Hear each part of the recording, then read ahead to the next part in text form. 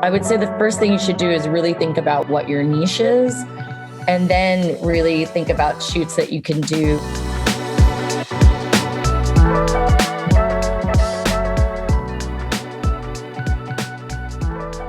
We're lucky as photographers because we're content creators and everybody wants what we have. I went into it like not feeling embarrassed, putting myself out there and be like, do you want to shoot with me? I would phrase it like, hey, I'm going to be doing this. I would love to involve you.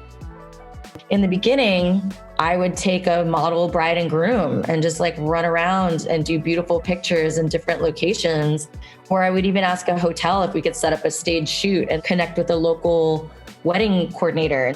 It's also a great way to get to work with people that you've never worked with before and have something that you can show, and then everyone's going to cross promote it. So all of a sudden, you're building sort of a community and you're networking through doing a cool shoot, and you're getting awesome images out of it.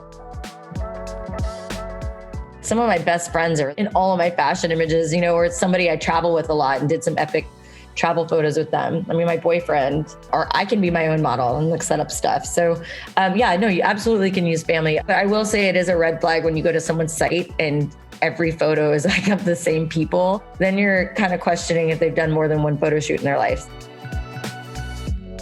When I was building my portfolio, it was sort of a barter system. It was like hey, you're going to donate your time and this to me, and I'm going to do this for free for you.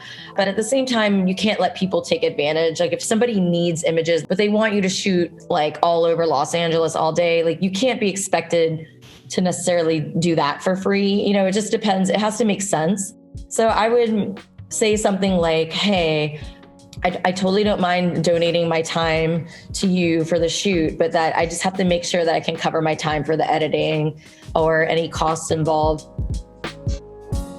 In general, it's just like an understood etiquette that you should always ask people's permission, whether it's as a verbal permission or not, even if you're on a shoot. There's an app now that's really easy called Easy Release that you can have on your phone, and you can literally have people sign releases in person at the shoot on your cell phone. With my brides and grooms, I actually just build it into their contract. There's like a little clause that says I'm allowed to use the images for website promotional purposes. So I have all of my 3 websites I have hosted through Zenfolio. I think when a company doesn't have a website, you automatically go, ooh, are they not really legitimate? Like it's just, whether people use your site or not, it's important. Like every brand has a website, and they're not expensive and they're easy to put together. I think it's important to be very consistent with your style. If you're editing your stuff in all different ways for different clients, you're doing a disservice to yourself. I tell my clients, like, this is how I edit. You're going to get it like this with my color scheme. So people will hire me for color, and they think about me when it comes to color because I brand myself that way. I remember when the whole faded sort of vintage look came in for weddings. It was a complete opposite of my style. And I remember kind of having a freak out moment. And then had a great conversation with Harmony Walton of the Bridal Bar. And she was like, no, this is a great opportunity for you to be different and stand out among the rest. People want to feel that you specialize at something. It's between you and another person. And the other person says they've done 1 million weddings and that's all they do. And you're like, yeah, but I do weddings, but I also do like pets and dogs and this and that. Like they're probably going to go with the specialized person. I think it's good to have a website that is specific to a certain theme, because it doesn't mean that's all you do. Like I have 3 different websites, so I'll just send people to the one that makes sense.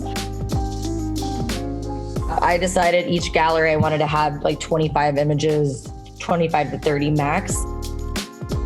I'm so emotionally attached to certain images, and it's really awesome to get a fresh set of eyes on it. Someone who's not emotionally attached to your photos wasn't there. So I always put together like my favorite, a few hundred, and then I'll send it out to other people and say, can you tell me your favorites from these? And then the ones that overlap. And sometimes everyone else makes the decision, like, I love this image. And I'm like, I don't love that one. Why are you all choosing that? But they're the ones that are going to be buying it, not you. So I think it's important to get somebody else's opinion that isn't biased.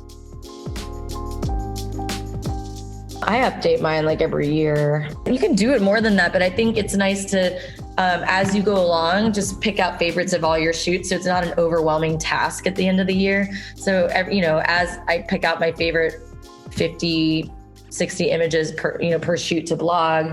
I keep them in a folder, and then it's just a lot easier to go through at the end of the year.